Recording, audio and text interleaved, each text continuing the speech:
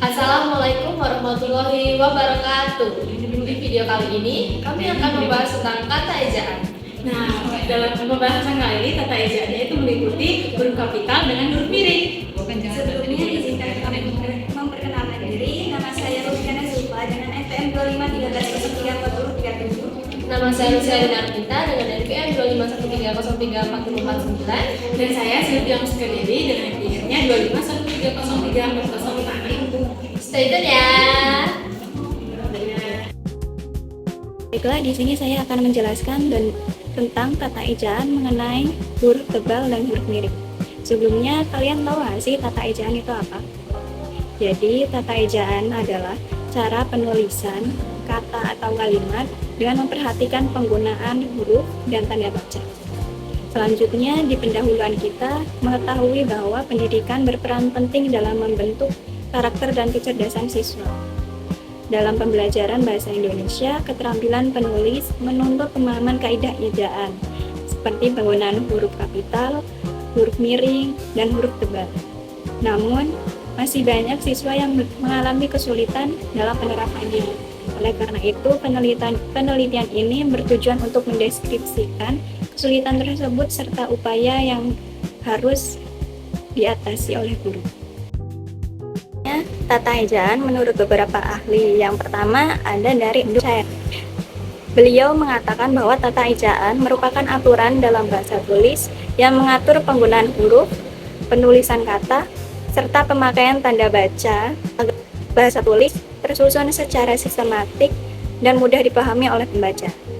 Selanjutnya, menurut Yunus Abidin, beliau mengatakan tata ejaan adalah serangkaian kaidah yang menjadi pedoman dalam penulisan bahasa, mencakup penggunaan huruf, pembentukan kata, dan tanda baca sehingga makna tulisan dapat tersampaikan secara jelas dan tepat. Selanjutnya, menurut Harimurti Kridalaksana mengatakan bahwa tata ejaan merupakan sistem penulisan bahasa yang mengatur lambang bunyi bahasa, penulisan kata, serta pemakaian tanda baca untuk menciptakan keteraturan dan keseragaman dalam bahasa tulis. Baik teman-teman semua, setelah kita pahami apa itu tata ejaan dan bagaimana tata ejaan menurut para ahli, pada sesi kali ini dengan saya akan membahas penggunaan huruf kapital. Baik, sebenarnya apa sih huruf kapital itu? Secara pengertian, huruf kapital adalah huruf besar yang digunakan sesuai dengan kaidah penulisan bahasa Indonesia. Baik, untuk memahami lebih lanjut, kita langsung saja ke contohnya. Jadi, huruf kapital itu digunakan pada awal kalimat, nama orang tua, huruf pertama dalam tanda petik, nama Tuhan dan kitab suci, lalu ada nama bangsa, suku, dan bahasa, ada juga gelar, nama geografis, dan yang terakhir nama hari, bulan, dan tahun. Baik, kita akan membahas satu persatu. Yang pertama ada awal kalimat. Jadi, huruf kapital itu digunakan pada awal kalimat. Contohnya, pada kalimat dia mengantuk.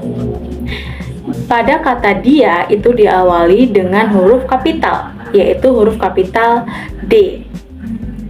Lalu, yang kedua, selain awal kalimat, huruf kapital juga digunakan pada nama-nama orang. Misalkan, nama Amir Hamzah. Pada kata Amir itu diawali dengan huruf kapital A. Dan kata Hamzah diawali dengan huruf kapital H. Lalu yang ketiga ada huruf pertama dalam tanda petik. Jadi huruf kapital digunakan setelah tanda petik. Misalkan dalam kalimat adik bertanya, kapan kita pulang? Dan di sini terlihat huruf kapital digunakan pada awal kalimat, yaitu pada kata adik, dan setelah tanda petik, yaitu kata kapan. Lalu selanjutnya ada nama Tuhan dan kitab suci. Contohnya Yang Maha Kuasa dan Al-Quran. Lalu contoh selanjutnya ada nama bangsa, suku, dan bahasa. Contohnya di sini bangsa Indonesia dan suku Sunda, lalu ada bahasa Inggris. Dan contoh selanjutnya yaitu huruf kapital digunakan juga pada gelar. Misalkan gelar sarjana yaitu sarjana ekonomi dengan huruf kapital S titik E. Lalu selanjutnya yaitu nama geografis atau nama tempat. Misalkan Danau Toba, Banyuwangi, Asia Tenggara, seperti itu. Dan yang terakhir adalah nama hari, bulan, dan tahun. Contoh nama hari di sini yaitu hari Natal. Selain itu juga bisa digunakan pada hari Senin, Selasa, dan seterusnya. Lalu di sini ada contoh bulan Agustus, yaitu bulan karena di awal kalimat jadi menggunakan huruf kapital B, dan Agustus yaitu di sini nama bulannya Agustus, jadi diawali dengan huruf kapital A. Lalu juga ada tahun, misal tahun Hijriah. Baik teman-teman, setelah kita memahami apa itu huruf kapital dan apa saja contoh-contohnya, coba kita sekarang tes pengetahuan kita ya. Mari kita perhatikan kalimat berikut ini. Jadi di sini ada dua kalimat, dan kalimat pertama dan kalimat kedua. Coba teman-teman tebak mana kalimat yang benar dalam penggunaan huruf kapital sesuai dengan kaidah bahasa Indonesia. Aku beri waktu 3 detik ya teman-teman.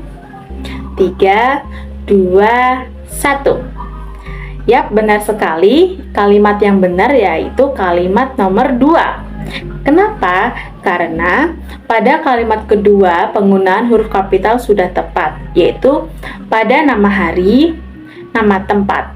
Contohnya di sini, pada hari Senin, mahasiswa Universitas Lampung mengikuti kegiatan kuliah umum di aula rektorat. Nama hari Senin di sini digunakan huruf kapital S. Lalu diikuti Universitas Lampung, yaitu nama tempat, yaitu seharusnya menggunakan huruf kapital, yaitu Universitas menggunakan huruf kapital U dan Lampung menggunakan huruf kapital L. Dan yang terakhir yaitu nama tempat aula rektorat, diikuti dengan huruf kapital A dan huruf kapital R. Jadi, huruf miring digunakan untuk menandai kata atau huruf tertentu agar terlihat berbeda dari teks utama. Nah, penggunaan huruf miring biasanya bertujuan untuk memberikan penekanan atau menunjukkan fungsi khusus dalam penulisan. Penggunaan huruf miring di sini kita berikan 4 contoh. Yang pertama ada judul buku, majalah, atau karya ilmiah. Contohnya, saya sudah membaca buku Salah Asuhan karangan Abdul Muiz. Nah, salah asuhan itu menjadi penekanan karena merupakan judul bukunya. Contoh kedua, menegaskan atau mengkhususkan kata. Nah, di sini kita ambil satu contoh seperti dia bukan menipu, tetapi ditipu. Nah, kata menipu dan ditipu itu merupakan kata penekanan. Nah, yang ketiga ada ungkapan asing seperti Weltanschauung. Nah, antara lain diterjemahkan menjadi pandangan dunia. Nah, Weltanschauung itu merupakan kata yang dikhususkan gitu. Dan yang keempat ada penulisan daftar pustaka. Contohnya Kridak Laksana 2001 Kamus Linguistik Jakarta Gramedia. Nah, kata kamus linguistik itu dibuat huruf miring karena merupakan buku. Jadi buku dalam penulisan daftar pustaka itu dibuat huruf miring. Nah, jadi di antara kedua kalimat ini mana sih yang menggunakan huruf miring dengan benar? Jadi, mahasiswa program studi pendidikan geografi mengikuti kegiatan field study di kawasan pesisir. Nah, kata field study merupakan istilah asing. Jadi, memang seharusnya digunakan atau ditulis secara miring. Sedangkan kata pendidikan geografi merupakan nama resmi dari bahasa Indonesia, jadi tidak perlu dimiringkan. Nah, jadi kesimpulannya adalah berdasarkan pembahasan, penggunaan huruf kapital dan huruf miring itu harus disesuaikan dengan kaidah EYD atau ejaan yang disempurnakan, karena berpengaruh langsung terhadap kejelasan makna tulisan, sehingga diperlukan pembelajaran yang interaktif dan latihan berkelanjutan agar kesalahan penulisan dapat diminimkan.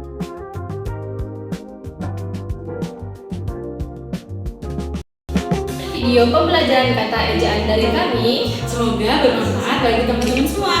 Wassalamualaikum warahmatullahi wabarakatuh.